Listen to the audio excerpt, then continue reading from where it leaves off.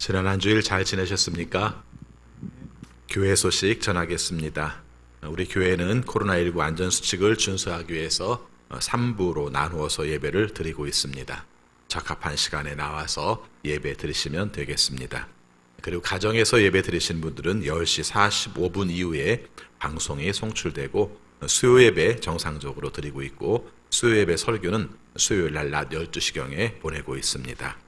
학교 개학을 하면 거기에 맞추어서 어린이 교회 비슷한 교육부서 예배는 시작하도록 하고 주일 오후 예배와 그리고 소그룹 모임들은 좀 더 시간을 보면서 상황을 보면서 함께 우리가 다시 한번 재개하도록 하겠습니다. 사순절 기간 동안에 신약 성경 통독을 했는데 성경 읽기표를 제출해 주시면 소정의 기념품을 드리려고 합니다. 4월 22일까지 사무실에 직접 내셔도 되고 아니면 그것을 사진 찍어서 본인 이름 있도록 사진 찍어서 카톡으로 혹은 문자로 이성진 목사님에게 보내주시면 고맙겠습니다. 오늘 공동 식사 쌀은 황호윤 장로님, 서금자 권찰님께서 그리고 커피 대접은 오정우 집사님께서 생일 맞이해서 각각 대접하십니다. 우리 함께 인사하겠습니다. 손을 들면서 인사하시면 됩니다. 주님의 이름으로 사랑합니다.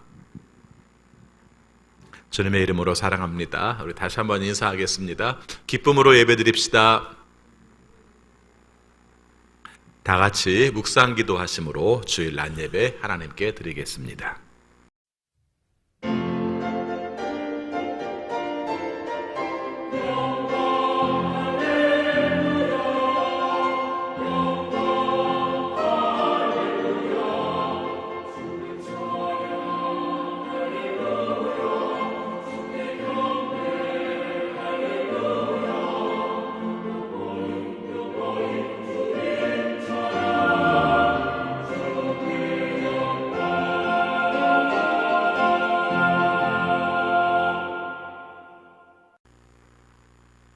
내가 죽지 않고 살아서 주님께서 하신 일을 선포하겠다. 주님께서는 엄히 징계하셔도 나를 죽게 버려두지는 않으신다. 구원의 문을 열어라. 내가 그 문들로 들어가서 주님께 감사를 드리겠다. 아멘.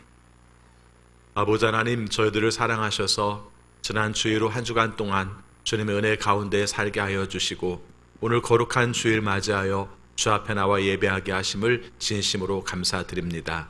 주님께 부름받은 저희들 영과 진리로 예배드리기 원하오니 성령으로 충만하게 하시고 하나님의 임재하심을 경험하여 하나님께 영광 돌릴 수 있는 우리 모두가 되게 하여 주옵소서.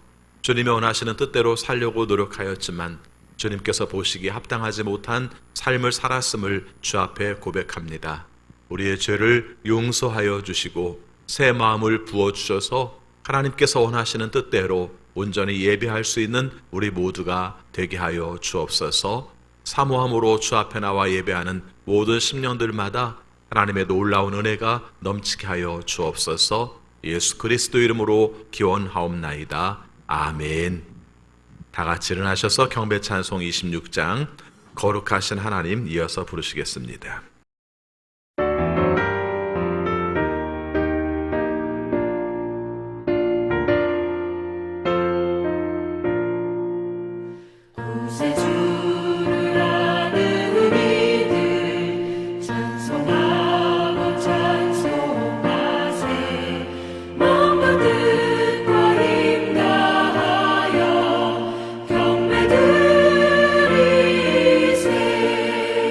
주를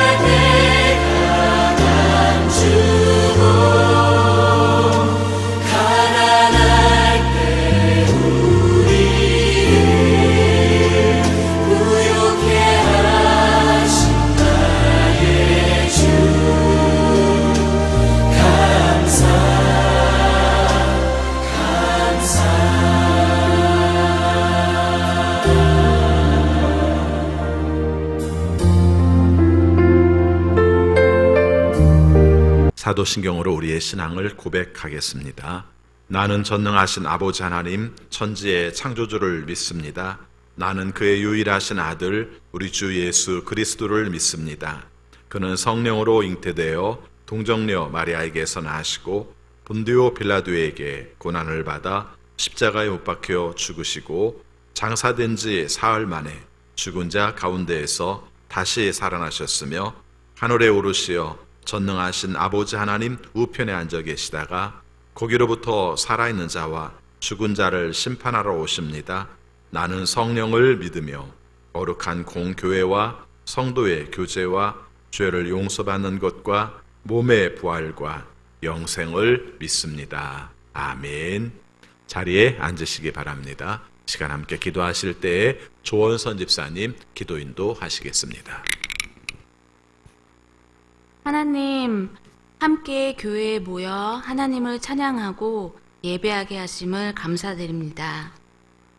코로나19를 겪으며 많은 삶의 변화가 일어났지만 그로 인해 지난날 우리가 피상적으로만 알았던 일상의 평안함, 채워주신 일용한 양식, 자유롭게 하나님을 찬양하고 예배하던 일들이 감사의 제목들이었음을 깨닫게 됩니다. 또한 전염병이 창궐하고 인간의 힘으로 해결할 수 없는 한계 상황을 직면하며 크고 높으신 하나님을 경외하게 되면서도 피조물된 우리가 하나님보다 더 높아져 하나님 보시기에 부끄럽고 악한 길로 행하여 온 것은 아닌지 돌아보게 됩니다. 겸손히 우리의 삶을 묵묵히 돌아보고 회개하고 돌이켜 하나님이 기뻐하시는 선한 일을 앞서고 부지런히 살아갈 수 있는 저희가 되게 하옵소서. 코로나로 인해 육체적, 경제적으로 힘든 자들이 많습니다. 하나님께서 피난처, 도우실 자 되어주시고 부르짖는 기도에 응답해 주셔서 섬세하게 우리의 삶을 돌보시고 채우시는 하나님의 은혜를 경험하게 하옵소서. 지난 주간에는 나라의 일꾼을 뽑는 선거가 치러졌습니다. 뽑힌 자들이 하나님의 선한 도구로 사용되게 하셔서 겸손함과 지혜로 현 시국의 어려움을 잘 헤쳐나가게 하옵소서. 시작은 어려웠지만 저희 나라가 과정 가운데 잘 대처하여 방역 모범국이 되게 하셨는데 이를 통해 세상에 도움이 필요한 것에 은혜를 흘려보낼 수 있는 기회가 되게 하시고 위기를 통해 나라 안에 지속됐던 갈등들이 봉합되고 평화의 길로 나아갈 수 있게 하옵소서. 또한 믿음의 다음 세대를 기억하여 주셔서 장기간 가정에서 지도를 받는 우리의 자녀들이 믿음을 잘 지켜가고 말씀을 가까이 하며 온라인 계약으로 인한 학업의 혼란과 결손이 생기지 않도록 인도하여 주옵소서. 하나님, 저희가 함께 모여 삶을 나누고 예배함이 이전처럼 자유롭진 않지만 성도 간에 서로 돌보고 주 안에 깨어있도록 살피게 하여 주시고 온전히 예배 정상화가 될 때까지 한마음으로 주의하고 잘 준비해 갈 수 있게 하옵소서. 단위에 세우신 목사님께 성령의 능력으로 함께 하셔서 어려운 이때에 하나님의 뜻을 잘 분별해 가도록 도와주시고 오늘 이 시간 하나님의 말씀을 듣는 저희는 좋은 마음밭을 더해 주셔서 겸손함으로 하나님의 말씀을 듣고 우리 삶에서 60배, 100배의 열매를 맺어갈 수 있게 하여 주옵소서.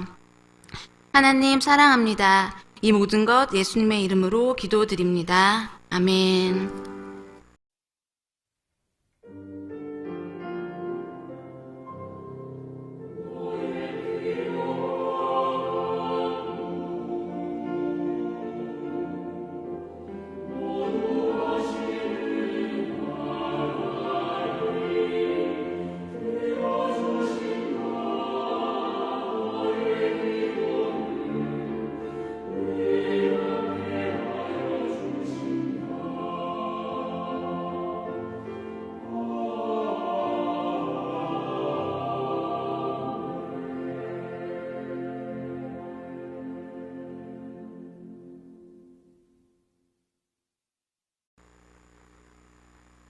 하나님 말씀 신약성경 베드로전서 1장 3절부터 9절까지 봉독하겠습니다. 베드로전서 1장 3절입니다. 우리 주 예수 그리스도의 하나님 아버지께 찬양을 드립시다. 하나님께서는 그 크신 자비로 우리를 새로 태어나게 하셨습니다. 그리하여 그는 죽은 사람들 가운데에서 예수 그리스도가 부활하심으로 말미암아 우리로 하여금 산 소망을 갖게 해 주셨으며 썩지 않고 더러워지지 않고 낡아 없어지지 않는 유산을 물려받게 하셨습니다. 이 유산은 여러분을 위하여 하늘에 간직되어 있습니다. 하나님께서는 여러분의 믿음을 보시고 그의 능력으로 여러분을 보호해 주시며 마지막 때에 나타나기로 되어 있는 구원을 얻게 해 주십니다. 그러므로 여러분이 지금 잠시 동안 여러 가지 시련 속에서 어쩔 수 없이 슬픔을 당하게 되었다 하더라도 기뻐하십시오. 하나님께서는 여러분의 믿음을 단련하셔서 단련하지만 결국 없어지고 마는 금보다 더 귀한 것이 되게 하시며 예수 그리스도께서 나타나실 때에 여러분에게 칭찬과 영광과 존귀를 얻게 해 주십니다.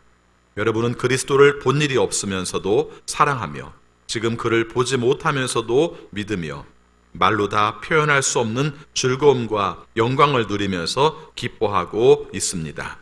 여러분은 믿음의 목표, 곧 여러분의 영혼의 구원을 받고 있는 것입니다. 아멘.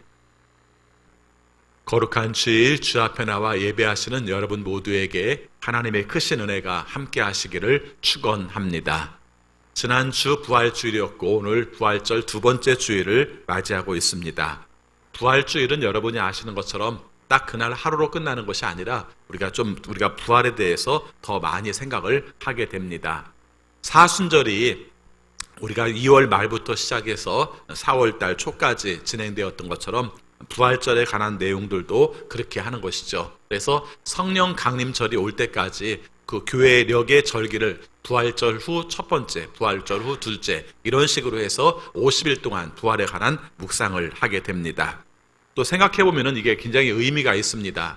만약에 십자가는 사순절의 기간 동안 길게 강조를 하면서 부활은 하루의 내용으로 끝나버린다면 균형이 안 맞죠. 그래서 십자가에 관한 것을 묵상하는 것만큼 부활에 관한 묵상을 하는 것이 맞습니다. 십자가도 다른 십자가가 아니라 예수님께서 달리신 십자가가 중요하죠. 근데 그 십자가는 중요한 것이 부활이 있음으로 말미암아 의미가 있는 것입니다. 부활 없는 십자가는 아무 의미가 없지만 부활 있는 십자가이기 때문에 의미가 있는 것. 그래서 십자가로 말미암아 부활이 있다는 것을 강조할 때 부활은 우리의 삶 속에 사순절 이상으로 중요한 의미를 가지고 있습니다. 그래서 오늘 말씀에서도 다 부활절과 관계된 말씀들을 살피게 됩니다. 그래서 도마가 예수님을 경험한 내용과 그리고 오늘 말씀에서 함께 읽은 말씀에서도 우리가 예수님의 부활을 경험했던 베드로가 부활에 관한 내용들을 증언하는 내용으로 함께 살피고 있습니다. 세상 속에서 우리가 살다가 그리고 예수 그리스도를 따르다가 그리고 그 가운데서 예수 그리스도의 부활을 받던 베드로는 어떤 변화를 겪었으며 또 어떤 체험을 했는가 이것을 우리에게 증거해주는 내용이 바로 오늘 말씀입니다. 베드로는 고백합니다. 예수 그리스도의 부활로 말미암아 우리는 승리하게 되었습니다. 예수 그리스도의 부활로 말미암아 우리는 믿음을 확실하게 갖게 되었습니다. 그래서 저는 여러분들에게 담대히 증거합니다 하는 말씀이 바로 오늘 말씀 속의 메시지입니다. 지난 주일에도 사도행전 10장을 통해서 베드로가 강조한 것은 부활이었다는 것을 강조했죠. 오늘 말씀 속에서도 부활에 관한 말씀들을 강조하고 있습니다. 먼저 3절 말씀을 같이 보겠습니다. 우리 주 예수 그리스도의 하나님 아버지께 찬양을 드립시다. 하나님께서는 그 크신 자비로 우리를 새로 태어나게 하셨습니다. 그리하여 그는 죽은 사람들 가운데서 그리스도가 부활하심으로 말미암아 우리로 하여금 산 소망을 갖게 해 주셨으며 오늘 말씀 핵심은 여기에 있습니다. 그는 죽은 사람들 가운데서 예수 그리스도가 부활하심으로 말미암아 우리로 하여금 산 소망을 갖게 하셨습니다. 그분의 죽으심과 그리고 그 가운데 살리심 그것이 바로 우리에게 소망을 갖게 하시는 근거가 되었다. 그래서 이것이 부활신앙이라는 것을 말하고 있습니다. 부활이 있느냐 없느냐를 믿는 게 부활신앙이 아니라 예수 그리스도의 죽으심과 예수 그리스도의 살아나심과 그것이 우리의 삶 가운데 산소망을 가지고 있느냐 이게 부활신앙입니다. 오늘 우리의 삶 가운데서도 이 부분을 우리가 깊이 묵상하면서 하나님이 원하시는 뜻대로 믿음으로 살아나는 산소망을 가지고 사는 우리 모두가 되시기를 바라겠습니다.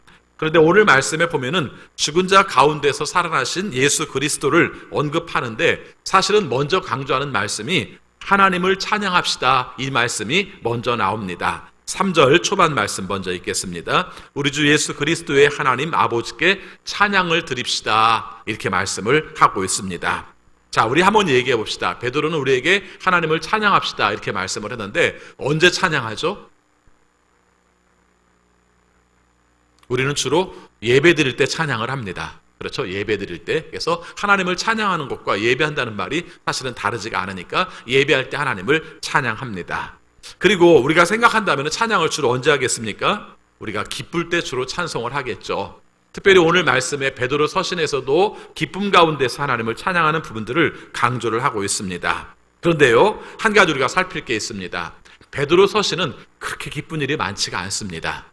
우리가 이런 숫자적인 비교가 이상할지 모르겠습니다만은 베드로 전서에는 기쁨이라는 단어는 3번밖에 안 나옵니다. 오늘 함께 읽은 말씀 중에 6절, 8절, 그리고 2장 5절, 여기에 기쁨이라는 단어가 3번 나옵니다. 그런데 비해서 베드로전서 하나에서 고난이라는 단어는 15번 나옵니다. 무슨 말인지 알겠죠? 일반적인 베드로전서의 상황 자체가 그렇게 기쁠 만한 상황이 아니라 고난 가운데 서 있는 상황이라는 것을 숫자적으로 대비해서 말씀을 드리는 것입니다. 그래서 오늘 강조할 때도 여기서 말하는 베드로전서에서 찬양합시다라는 것은 기쁜 일이 많으니까 우리 기쁜 일을 좀 감추지 말고 하나님께 찬양합시다, 이런 뜻보다는 즐거움 가운데 아니지만 고난 가운데 살지만 고난 가운데에서 하나님을 찬양합시다라는 말을 하고 있는 것입니다. 왜 그런가 하는 것을 우리가 잠깐 살펴보려고 합니다. 여러분이 아시는 것처럼 베드로전서가 쓰여진 시기를 베드로가 죽기 거의 직전쯤 쓰여졌을 것으로 그렇게 보고 있습니다. 그 당시 상황이 우리가 일반적으로 말하는 네로라는 황제가 다스리고 있었고, 그 당시에 네로로 말미암아 기독교의 핍박이 굉장히 심한 때였다는 것을 우리가 알고 있습니다. 그러다 보니까 그 당시 상황 뒤 베드로도 마찬가지고 다른 사람들도 고난 가운데 살 수밖에 없었던 것입니다. 그럴 때 베드로전서에서 사도 베드로가 강조하는 것은 이런 겁니다. 이 고난의 시기에 우리는 어떻게 살 것인가? 이게 목적이에요. 그렇죠? 이 고난의 시기에 우리는 어떻게 살 것인가? 특별히 그리스도인이라고 말하는 우리는 어떻게 살아야 될 것인가 하는 것이 바로 베드로전서를 기록한 목적으로 말씀을 하고 있는 것입니다. 몇 가지만 언급을 해봅시다. 예를 들면 이런 식입니다. 우리가 적대적인 세상에 살아요. 그 당시 사람들이 다 우리가 예수 믿는 사람들에 대해서 좋지 않게 여기면서 살고 있습니다. 그랬을 때 그리스도인들은 그런 생각을 하는 것이죠. 그리스도인들이 적대적인 세상 속에서 어떻게 윤리적으로 책 잡히지 않게 행동을 할 것인가. 그들과 충돌하는 건 되게 많을 수밖에 없잖아요.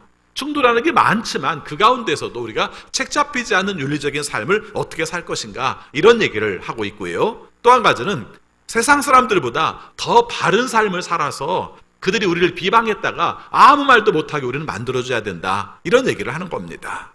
또 이런 얘기를 합니다. 우리가 자유가 있다고 해서 특별히 교회 안에서 뭐 계층이라든가 남녀라든가 이런 것들이 차별이 없어졌다고 해서 우리가 함부로 살지 말고 그 자유 남용하지 말고 서로 사람들을 공경하고 형제를 사랑하고 그리고 정상적인 통치 행위를 한다면 왕과 그 다음에 총독들, 지방의 관료들에게 순종하며 살자, 이런 얘기들이 바로 베드로 서신에서 강조를 하고 있는 것입니다. 그래서 그렇게 결론은 이런 겁니다. 사람들이 그리스도의 행실을 보고 하나님께 영광을 돌리도록 하라 하는 말이죠. 이게 그런 뜻이에요. 그래서 우리가 하는 일이 어긋남이 없어서, 우리가 하는 일이 모범적이어서, 우리가 하는 일이 질서 있어서, 우리가 하는 일이 국가와의 관계 속에서 온전한 관계를 맺음으로 말미암아 그 사람들은 그리스도인들인데 우리가 생각한 것과 다르게 행실이 참 바르구나, 그래서 그 소리를 들은 것이 바로 하나님께 영광이 되는 것이다, 이렇게 설명을 하고 있는 겁니다. 꼭 지금 얘기 같지 않습니까?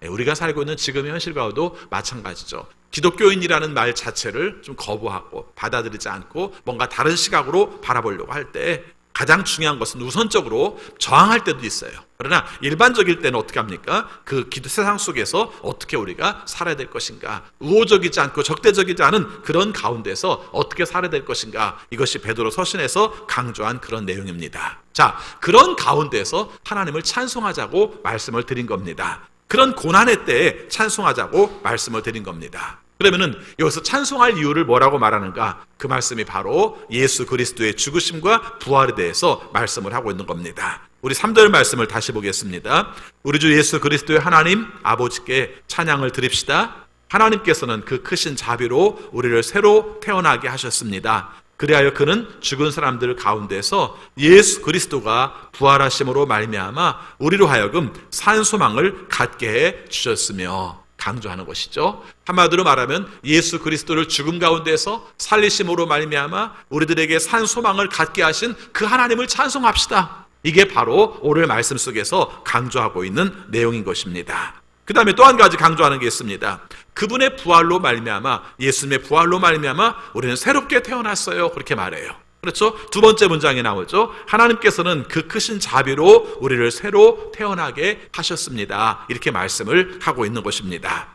자, 그러면은 결국 얘기가 그렇게 됩니다. 주님의 죽으심과 그로 말미암아 다시 살아나심이 결국은 우리의 삶을 새롭게 태어나게 했습니다. 우리가 새로운 삶을 살게 하였습니다라는 말을 하고 있는 겁니다. 새롭게 태어났다는 말은 기독교적인 전문 용어로는 거듭남이라는 말과 같은 말입니다.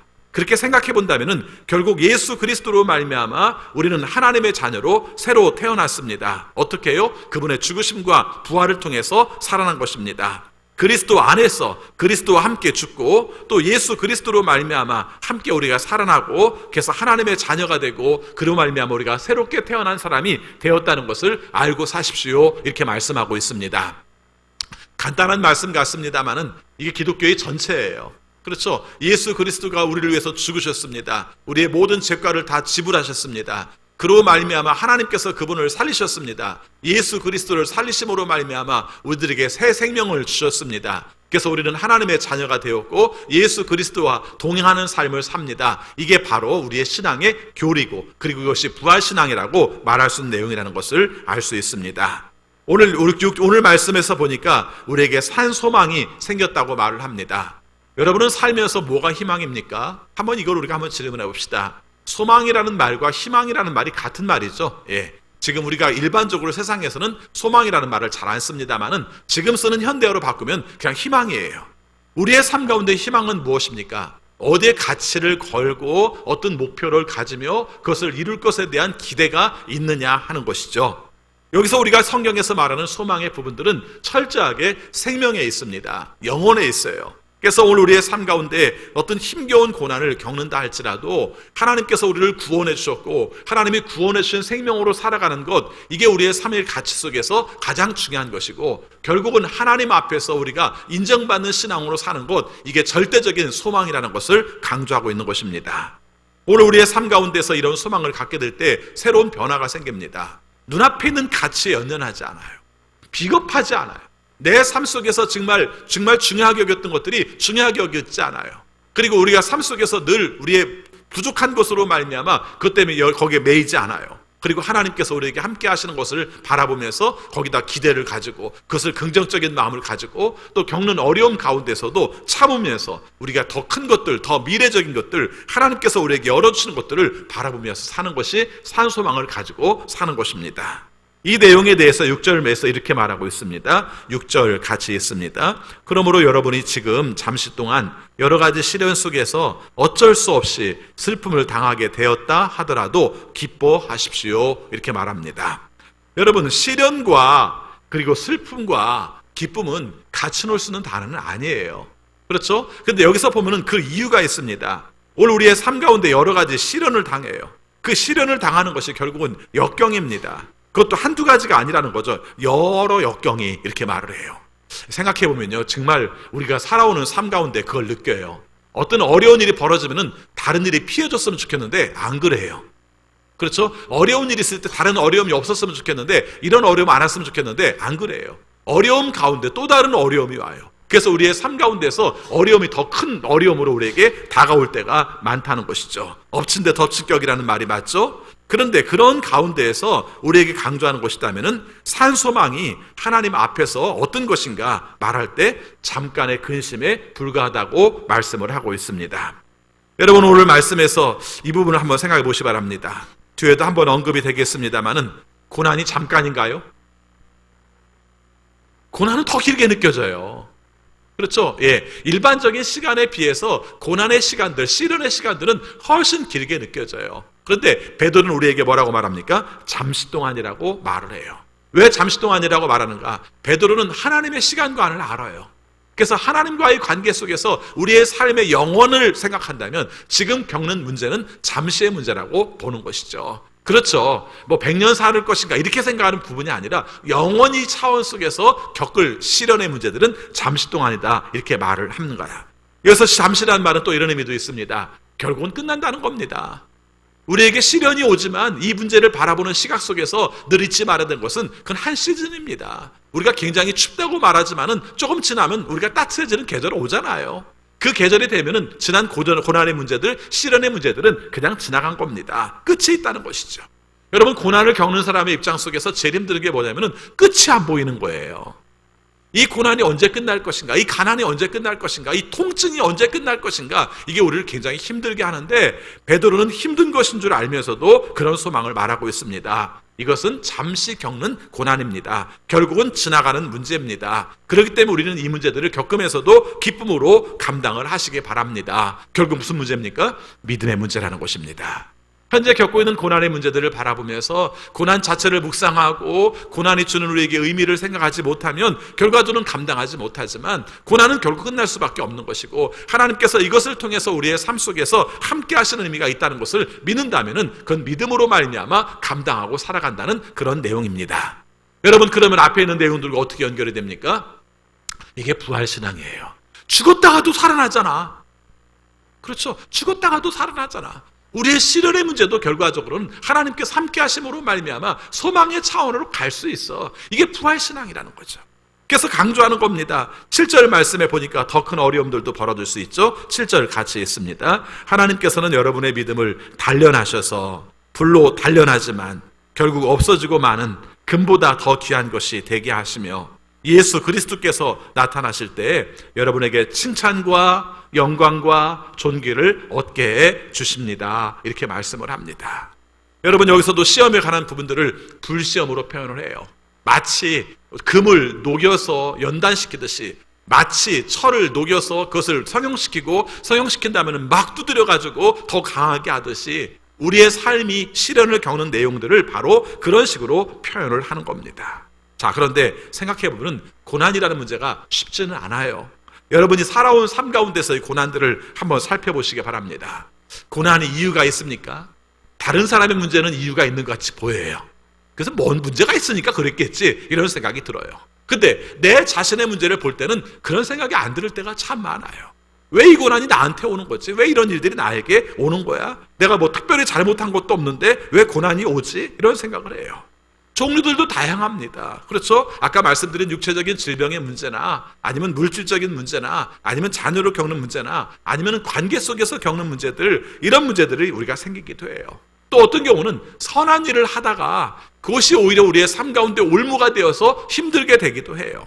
또 우리가 생각지 못한 문제로 말미암아 내가 휘말림으로 말미암아 고난을 겪어야 되기도 해요. 이런 일을 겪을 때 우리가 생각하는 것 중에 하나가 이게 무슨 이유지? 뭐 때문에 그렇지? 왜 내가 이런 것들을 겪어야 돼? 이런 문제들을 우리가 경험하게 되는 것이죠. 이게 고난의 특징입니다. 자, 그런데 그런 가운데서 우리가 생각할 수 있는 문제 중에 하나가 뭐냐면 여기서 우리가 마땅하게 대답도 없다는 것이죠. 그렇죠. 가끔 예를 들어서 여러분의 삶 속에 벌어진 일을 가지고 목사님 제가 왜 이런 고난을 겪어야 되죠? 라고 말할 때 저도 할 말이 별로 없습니다. 그렇죠. 제가 다 알 수 있는 것도 아니고 일단은 여러분의 속사정을 제가 다 모르는 부분이 있었고 또 한 가지는 하나님의 의도 속에서 당장 뭔가를 딱 아는 관계 속에서 이루어지는 것이 아니라 시간이 지난 다음에 깨달을 수 있는 부분이 많아서 뭐라고 말하지 못하는 부분이 많습니다. 또 한 가지는 우리가 고난이라는 게 참 특이해서 같이 당하면 고난으로 안 느껴져요. 그렇죠? 같이 당하면 고난으로 안 느껴지는데 문제는 나만 혼자 당한다고 생각을 하는 것이죠. 다른 사람들은 다 멀쩡한데 왜 나만 이런 고난을 겪어야 돼? 이런 얘기를 하는 것이죠. 많은 사람들이 의외로 우리가 자기가 암에 걸렸을 때 왜 나한테 그러시죠? 이런 얘기를 많이 해요. 그렇죠? 그건 무슨 얘기예요? 다른 사람을 걸리게 한다는 겁니까? 그런 건 아닐지 모르지만 내 마음속에 생각하는 건 왜 하필 나야? 이런 생각을 하는 거죠. 뭐 암만 그런 게 아니라 다른 문제들도 우리의 삶 속에서 말할 때 그런 식으로 표현을 하는 문제가 많이 있습니다. 과거에 모든 사람들이 가난할 때는 가난이 문제가 안 됐어요. 크게 다 가난하니까 별로 그렇게 와닿지가 않았습니다. 근데 지금은 어떻습니까? 뭔가 가지고 있는 것 같으면서도 수십 배, 수백 배, 수천 배의 우리가 사람들이 더 부유함을 살게 되니까 그 삶 가운데서 부익부, 빈익빈 때문에 우리의 가난의 문제가 더 크게 느껴지는 그런 경험들을 하게 되는 것이죠. 주식하는 분들이 이런 얘기를 합니다. 어떤 때는요, 주식을 하다가 10% 손해봐도 기쁠 때가 있대요. 언제인 줄 아십니까? 다른 사람들이 20%, 30%, 40% 손해볼 때 이때는 10% 손해봐도 기쁘답니다. 그런데 재밌는 것은 어떤 때는 10% 이익을 봐도 기분이 안 좋을 때가 있답니다. 수익을 봐도 10% 수익을 봐도 그게 뭐냐면은 어떤 사람들이 40%, 50%, 60% 수익을 보면은 안 좋다고 그렇게 표현합니다. IMF에서 그 국가별로 금년도의 경제 성장률을 얘기를 했어요. 그렇죠? 그래서 코로나19로 말미암아 경제 성장이 굉장히 침체될 것이라는 걸 표현하기 위해서 성장을 얘기를 한 겁니다. 우리나라를 표현할 때 경제 성장률 마이너스 1.9% 이렇게 얘기를 한 거예요. 1.2% 이렇게 얘기를 한 겁니다. 기뻐해요, 기뻐해. 마이너스 1.2%가 뭐가 기뻐할 일입니까? 다른 나라들이 선진국이라고 말한 나라들이 보통 5%, 6% 이 정도로 마이너스로 되고 있기 때문에 우리가 1.2% 정도면 우리는 괜찮은 거야. 이렇게 말한 겁니다. 이게 사람이에요. 고난을 겪으면서도 다른 사람에 비해서 덜하면 우리가 덜하구나 이러고 있는 게 사람이라는 것입니다. 또 한 가지 우리가 생각할 수 있는 것이 고난이라는 것이 굉장히 개인적이에요. 그렇죠? 굉장히 주관적입니다. 그래서 누가 그런 걸 얘기할 때 그런 말하죠. 그런 건 고난 축에도 안 껴. 이렇게 얘기한다고 고난 축에도 안 끼는 겁니까? 그렇지가 않다는 거죠. 자기가 힘들면 굉장히 힘들어요. 그래서 아무리 다른 사람들이 괜찮다고 말을 해도 내가 괴로우면 그것은 고난의 문제로 다가온다는 것이죠. 그래서 오늘 우리의 삶 속에 겪는 모든 문제 가운데서 이 고난의 문제를 바라볼 때마다 참 묘한 건 굉장히 상대적이기도 하고 또 어떤 면에서 바라보면 굉장히 개인적이고 주관적이기도 한 것이 바로 고난이라는 것을 말하고 있는 것입니다. 고난이 힘든 이유 중에 하나가 뭐라고 그랬습니까? 쉽게 끝나지 않는다는 것입니다. 아까 우리가 잠시 동안이라고 말하지만 겪는 사람들이 이거 잠시네? 이런 경험이 있습니까? 그렇지 않죠. 지나고 나서 생각하니까 우리의 삶의 영혼에 비한다면 우리가 겪는 고난의 시간은 잠시였어 라고 말하는 것이지 고난의 시간 속에서는 그렇게 끝나지 않는다는 것입니다. 또 우리는 이렇게 생각합니다. 해결 방법이 있는가? 우리 쉽게 말하죠. 기도하면 됩니다. 이렇게 말합니다. 그런데 여러분 생각해보면은 우리가 한참 지나간 다음에 기도함 가운데서 이루어진 것을 경험하긴 하지만 기도하고 눈 떠보니까 딱 됐습니까? 그렇지가 않다는 거죠. 그래서 오늘 우리의 삶 가운데서 힘든 걸 경험합니다. 또 누구한테 가서 기도받아봐 그럼 될 거야? 아니에요. 그것도 방법이 아니라는 겁니다. 결과적으로 성경에서 말하는 내용들이 어떤 것일까? 기도를 하는 것도 기도를 받는 것도 우리가 드물게 없지는 않지만 즉각적으로 이루어지는 것이 없지는 않지만 굉장히 많은 경우는 몸으로 겪어야 되는 경우가 의외로 많다는 것입니다. 우리가 쫓아버릴 수 있는 것이 아니라 그것을 다스려야 되고 결과적으로 하나님께서 원하시는 뜻을 따라서 그분을 믿는 믿음으로만 감당한다는 것을 말하고 있습니다. 그래서 3절의 찬송이 필요하다는 겁니다. 오늘 말씀에서 강조하는 것이죠. 여러분 그럴 때 찬송하십시오. 하나님을 찬송하십시오. 예수 그리스도를 죽음 가운데서 살리심으로 말미암아 우리를 구원하신 그 하나님을 찬송하십시오. 가장 힘든 고난의 시험 속에서도 늘 잊지 마십시오. 하나님은 당신을 구원하시기 위해서 예수 그리스도를 보내시고 예수 그리스도를 살리셨습니다. 당신을 거듭나게 하신 이유도 바로 당신이 겪는 고난 가운데서 하나님을 찬송하기 위해서 그러셨습니다. 이렇게 말하는 것입니다. 그럼 얘기는 달라져요. 뭘 기뻐할 만한 일이 있어야 찬송하죠. 우리의 삶 속에 뭔가 즐거운 일이 있어야 찬송하죠. 이렇게 말할지 모르지만 아니라는 거죠. 여러분이 지금 겪는 고난이 큽니까? 고난으로 말미암아 어찌할 바를 알지 못합니까? 방향을 찾지 못하겠습니까? 찬송하세요. 하나님을 찬송하세요. 자비하신 하나님을 찬송하고 죽음 가운데서 예수 그리스도를 살리신 하나님을 찬양하고 그로 말미암아 여러분을 새롭게 태어나게 하신 하나님을 찬양하십시오. 이것이 바로 오늘 말씀 속에서 강조하는 내용인 것입니다. 매년 해마다 부활절이 되면 예수를 믿는 사람이든 안 믿는 사람이든 예수님께서 살아나셨는가 안 살아나셨는가 역사적 사실에 대해서 얘기하는 사람들이 참 많습니다. 설명해 주면 알아요. 그렇죠? 역사적 사실을 과학적으로 증명할 수 있어요. 없어요. 그러니까 끊임없이 논쟁은 벌어지고 있는 거예요. 근데 한 가지 분명한 것은 그것으로서 답이 될 수가 없다는 것입니다. 예수님이 영으로 부활했는가, 몸으로 부활했는가, 마음의 부활인가, 생각의 부활인가, 이거 아무리 얘기해도 소용이 없다는 것입니다. 중요한 것은 부활의 증인들이 증언한 이 사도들의 증언을 우리가 믿느냐 믿지 않느냐, 이거 외에는 답이 없다는 것입니다. 신앙의 차원은 그래요. 우리가 무조건 믿으라는 말이 아니라 우리의 삶 속에 예수 그리스도께서 우리를 살리시기 위해서 죽으시고 그를 말미암아 부활했다는 것을 우리가 믿으면은 결과적으로 우리가 나타나는 삶은 뭐냐면은 그걸 아는 우리는 어떻게 살 것인가, 그렇게 가는 거죠. 나를 위해서 죽으신 예수님을 위하여, 나를 위해서 살아나신 예수님을 위하여 나는 어떻게 살 것인가, 아니 그분이 내 삶 가운데서 살게 하신 그 내용은 무엇인가, 이것을 바라보는 것이 부활의 신앙에 관한 것을 말하고 있는 것입니다. 이 부분에 대해서 베드로는 이렇게 말하고 있습니다. 4절 말씀, 5절 말씀 같이 읽습니다. 썩지 않고 더러워지지 않고 낡아 없어지지 않는 유산을 물려받게 하셨습니다. 이 유산은 여러분을 위하여 하늘에 간직되어 있습니다. 하나님께서는 여러분의 믿음을 보시고 그의 능력으로 여러분을 보호해 주시며 마지막 때에 나타나기로 되어 있는 구원을 얻게 해 주십니다. 자, 오늘 말씀에서 강조하는 게 몇 가지가 있습니다. 세상의 것은 어떻게 된다는 것입니까? 아까 우리가 예수님의 죽으심과 부활하심을 믿는 우리들, 그래서 산소망을 가진 우리들을 말하면서 대비시키는 내용 중에 하나가 이 세상의 모습이라는 것입니다. 이 세상의 모습에 대해서 말합니다. 4절 말씀 보니까 썩습니다. 그 다음에 더러워집니다. 그리고 낡아집니다. 이게 세상의 모습이에요. 그런데 하나님의 유산은 어떤 것입니까? 썩지 않습니다. 더러워지지 않습니다. 낡아 없어지지 않습니다. 이렇게 말씀을 하고 있는 거예요. 하나님께서 우리가 예수 그리스도를 부활하심으로 말미암아 우리를 어떤 존재로 만들어 주셨는가? 한마디로 말하면 썩지 않는 존재, 더러워지지 않는 존재, 낡아지지 않는 존재로 우리가 그것을 이어받을 수 있는 상속의 권리를 우리에게 주셨다고 말씀하고 있습니다. 여러분, 우리의 삶의 내용 속에서, 우리의 신앙의 내용 속에서 현실의 땅을 딛고 살지만 현실만을 바라보면 안 되는 이유가 여기에 있는 거예요. 그렇죠. 현실에서 뭔가를 많이 얻고 뭔가를 더 부피를 많이 가지는 그 내용에 바라보고 있으면은 결국 거기에 우리가 침몰될 수밖에 없는 요소를 가지고 있지만 예수 그리스도께서 원하시는 가치를 바라볼 때 하나님께서 우리를 지켜주시는 능력을 가질 때 그것을 오히려 감당하면서 이기면서 살아갈 수 있는 이유를 말해주고 있습니다. 5절 말씀을 보면은 하나님께서 우리를 보호해 준다는 말씀을 합니다. 5절에 있습니다. 하나님께서는 여러분의 믿음을 보시고 그의 능력으로 여러분을 보호해 주시며 마지막 때에 나타나기로 되어 있는 구원을 얻게 해 주십니다. 이렇게 말을 해요. 여러분이 보호한다는 말이 어떤 의미냐면은 지켜준다는 말입니다. 파수꾼이, 보초가 우리를 지켜주는 것처럼 지켜준다고 말하는 그런 의미로서 보호한다는 말을 하고 있는 것입니다. 그러니까 오늘 우리의 삶 가운데서 그것도 지금도 현재도 계속해서 지켜주고 계신 것을 말하고 있는 것입니다. 오늘 우리의 삶의 가치가 예수 그리스도로 말미암아 새롭게 태어났으면 하나님께서 우리를 자녀로 책임져 주셨고 자녀로 책임져 주심으로 말미암아 우리의 삶을 하나님께서 보장해 주신다는 말씀을 하고 있는 것입니다. 근데 중요한 단어가 있어요. 오늘 말씀에서 몇 번 앞에서부터 뒤까지 계속해서 강조하는 단어가 뭐냐면 믿음이라는 단어예요. 믿음, 5절 말씀에서도 믿음을 강조합니다. 뭘 보시고요? 여러분의 믿음을 보시고.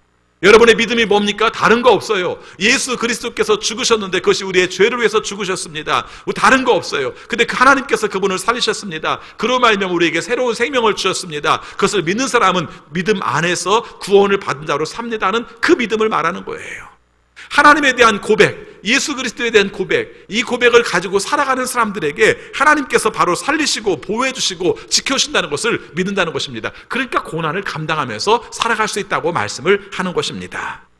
믿음이라는 게 무엇인가 생각해보면 우리의 삶 속에서 얼마나 중요한 문제인가를 말하고 있습니다. 우리 6절 말씀 같이 읽겠습니다. 그러므로 여러분이 지금 잠시 동안 여러 가지 시련 속에서 어쩔 수 없이 슬픔을 당하게 되었다 하더라도 기뻐하십시오. 이렇게 말씀을 합니다. 믿음을 가지기 때문에 고난을 겪으면서도 기뻐할 수 있다. 주님께서 우리의 삶 가운데 함께 하시기 때문에 기뻐할 수 있다. 믿음이 우리의 삶을 감당하게 하는 것이다 라고 말씀을 하고 있습니다. 여러분, 오늘 9절 말씀에서도 그 말씀을 강조하고 있습니다. 우리 9절 같이 보겠습니다. 여러분은 믿음의 목표, 곧 여러분의 영혼의 구원을 받고 있는 것입니다. 이 말씀을 읽다가 개정개혁판 성경과 비교를 해봤는데 재밌는 번역이 나오더라고요. 여기서 우리가 믿음의 목표 이렇게 딱 나와서 뭔가 좀 어떤 우리의 믿음의 목표가 뭐냐는 말을 우리가 영혼의 구원이다. 믿음의 목표는 영혼의 구원이다. 이런 느낌이 들지 않습니까? 근데 같은 단어인데 조금 표현을 달리하니까 개역 개정판에서는 이렇게 말해요. 믿음의 결국은 영혼 구원입니다. 이렇게 나와요. 이 말이 되게 재미있었어요. 그렇죠? 우리가 추구하는 목표는 이렇게 말할 수도 있겠지만은 우리가 결과적으로 믿음으로 가는 과정 속에 마지막 우리가 종착점에 이르는 지점은 영혼 구원입니다. 같은 뜻이에요. 근데 결국이라는 단어를 썼을 때 우리가 마지막 추구하는 것은, 가장 중요하게 여기는 것은 영혼의 구원이에요 라는 의미가 굉장히 와 닿았습니다. 저 혼자만 신기한 것 같아요. 여러분들 별로 신기하지 않은데. 근데 제가 왜 이 말씀을 드린 이유가, 결국 오늘 베드로 서신에서 강조하는 내용이 예수 그리스도께서 죽으시고 그로 말미암아 부활하시고 그래서 우리의 삶 가운데 자녀 담으시고 하나님이 원하신 뜻 가운데 고난을 감당하게 하시고, 이 모든 과정이 마지막은 뭡니까? 영혼 구원을 위한 과정입니다. 여러분들이 영혼이 구원받기 위해서 필요한 과정입니다. 지금 시련을 겪는 문제를 할지라도 영혼 구원의 과정 속에서 여러분의 믿음을 보시는 것이고, 그 믿음으로 결과적으로는 감당하는 겁니다. 그 하나님을 믿음으로 견디게 되고, 그 하나님을 믿음으로 하나님께서 돌봐주시고, 우리의 견딤과 하나님의 돌보심이 함께 하심 가운데에서 우리가 결과적으로 이루는 것은 나에게 유익한 나의 영혼의 구원이 이루어지는 것이 신앙의 목적입니다 라고 말씀을 하는 것입니다. 부활은 내가 나중에 죽었다가 다시 살아나, 이게 부활이 아니라, 내가 부활은 예수 그리스도께서 내 안에 살아나심으로 말미암아 내가 이전에 살았던 삶들은 다 죽어버리고 주님께서 원하시는 삶으로 지금 내가 살아가는 삶이 부활이라는 것을 베드로는 이런 식으로 우리에게 말씀을 해주고 있는 것입니다. 그래서 믿음의 결국은 영혼 구원이라는 거예요. 뭐 그렇다고 해서 몸은 죽고 영혼만 구원받냐, 이게 아니라 우리 전체를 말하면서 믿음의 구원이, 우리의 삶의 목적이, 최종적인 목표는 우리가 구원을 이루는 것이라는 것을 말씀해주고 있습니다. 오늘 말씀을 한번 적용하며 오늘 말씀을 마치고자 합니다. 우리가 지금 살아가는 삶 가운데 우리가 정말 목표하는 것이 무엇인가 한번 살펴봅시다. 우리가 신앙생활을 하기 때문에 막연하게 우리는 알아요. 우리는 천국 가야 돼요. 그리고 살아가는 삶 가운데서는 예수 그리스도께서 원하시는 삶을 살아야 해요. 다 알아요. 근데 우리가 고난을 겪는 순간에도, 또 우리가 목표를 정하지 못해서 맥없는 것 같은 그 순간 속에서도 이 과정을 통해서 이루시는 하나님의 뜻을 묵상하면서 하나님이 원하시는 방법들을 찾으면서 갈 수 있겠는가 하는 것이 우리에게 중요한 숙제인 것입니다. 여러분, 어떤 때는요, 시련만 문제가 아니라 시련이 없는 가운데에서 맥없이 있는 순간도 문제일 때가 있어요. 그렇죠? 내가 지금 뭐 하는 존재지? 내가 무슨 의미가 있나? 내가 어떤 가치가 있나? 내가 하는 것이 어떤 의미가 있나? 이런 걸 생각할 때도 있어요. 사실은 우리의 삶이 모든 것이 다 목표를 가지고 뭔가 성취해서 그것으로 말미암아 이름을 날리면서 좋은 것으로만 사는 건 아니잖아요. 내 삶 가운데도 가장 힘든 건 그래요. 아무것도 안 하는 것 같은 느낌도 힘들어요.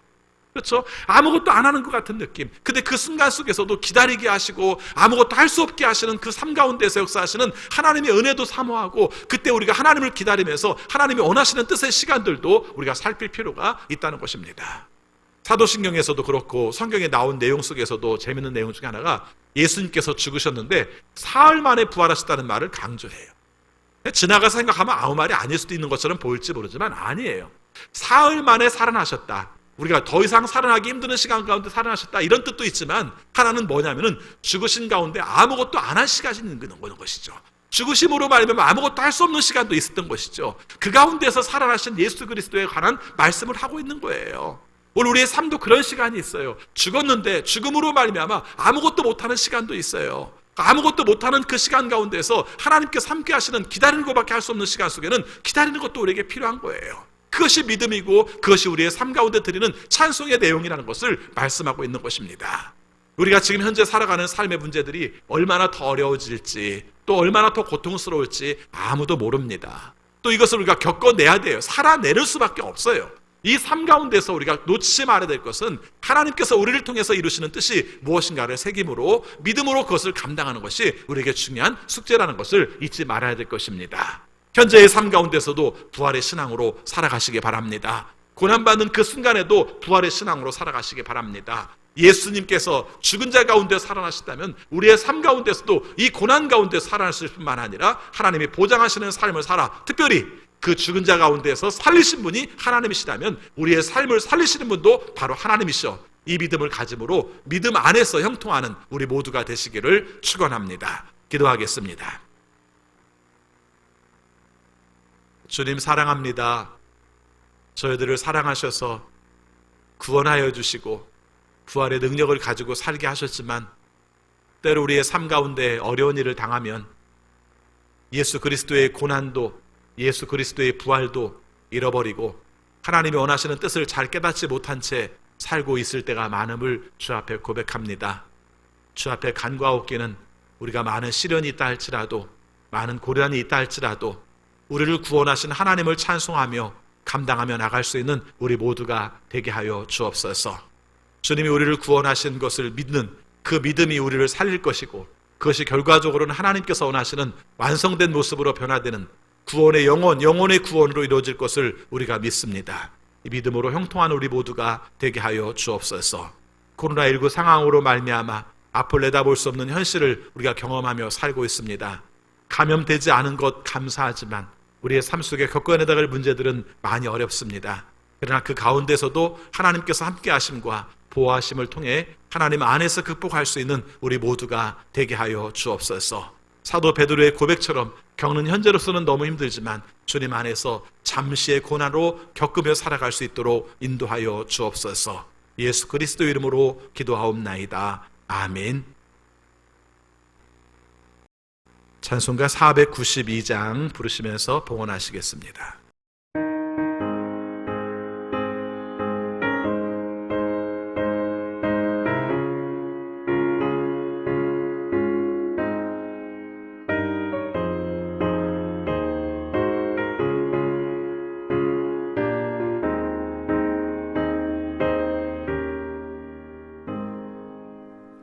잠시 세상에 내가 살면서 항상 찬송 부르다가 날이 저물어 오라 하시면 영광 중에 나아가리.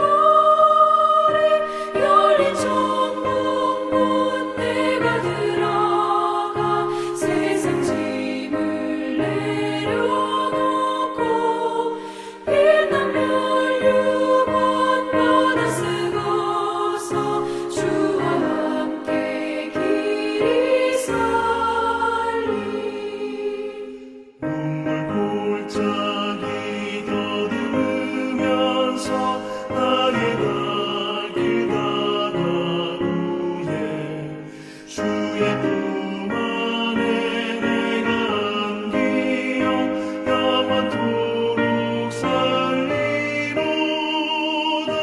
열린 천국 문 내가 들어가 세상 짐을 내려놓고 빛나면 유권 받아 쓰고서 주와 함께 길이 살리.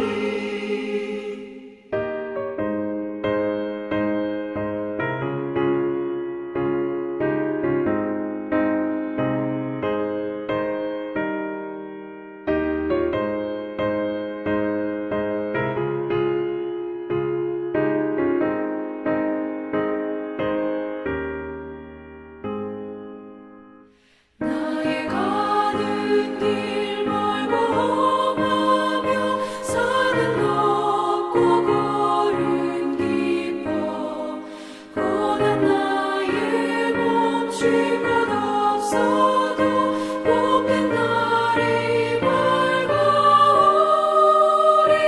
열린 천국 문 내가 들어가 세상 짐을 내려놓고 빛나면 유권 받아 쓰고서 주와 함께 길이 살리.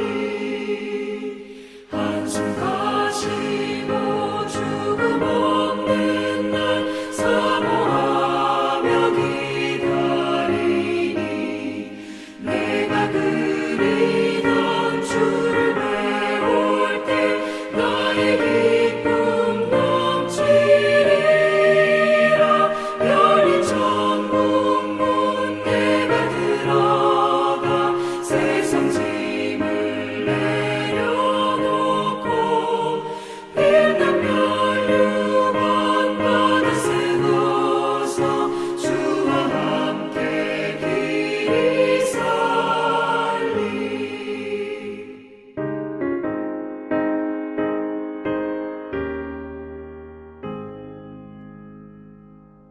아버지 하나님, 오늘도 말씀 주심을 감사합니다.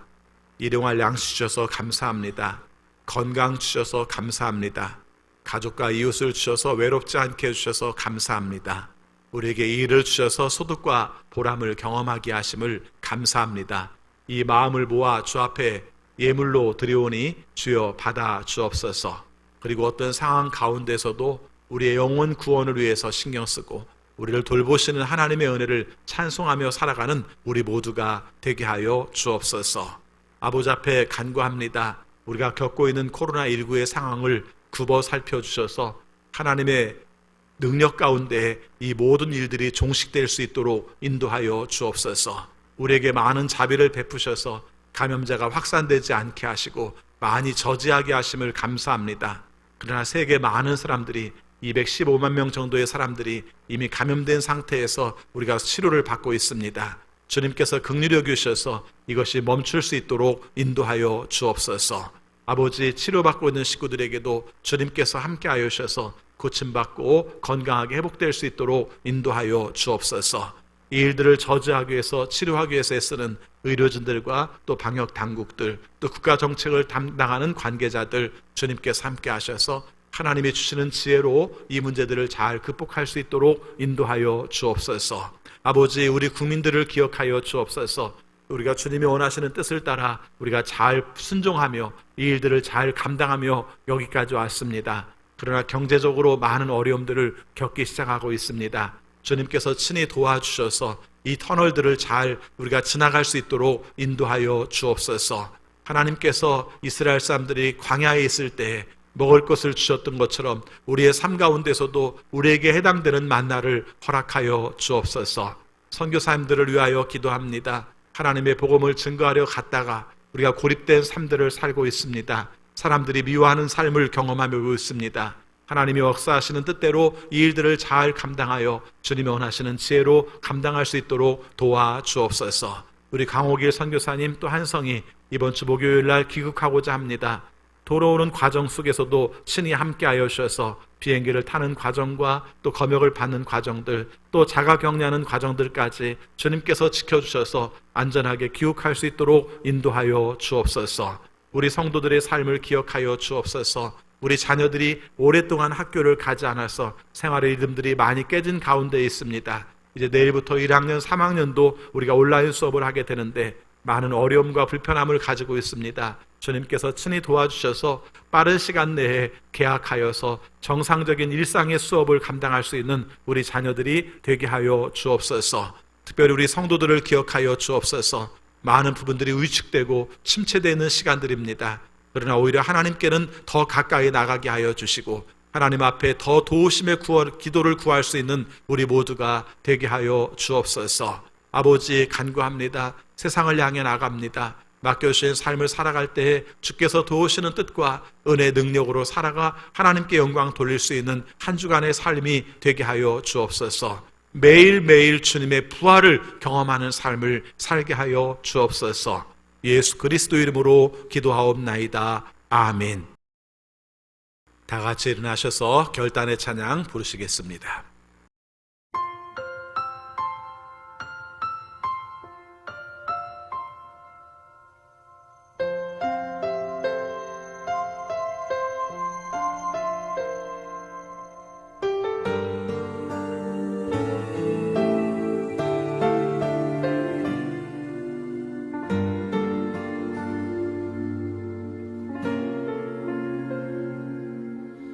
나의 모습 나의 소유 주님 앞에 모두 드립니다. 모든 아픔 모든 기쁨 내 모든 눈물 받아주소서. 나의 생명을 드리니 주 영광 위하여 사용하옵소서. 내가 사는 날 동안에 주를 찬양하며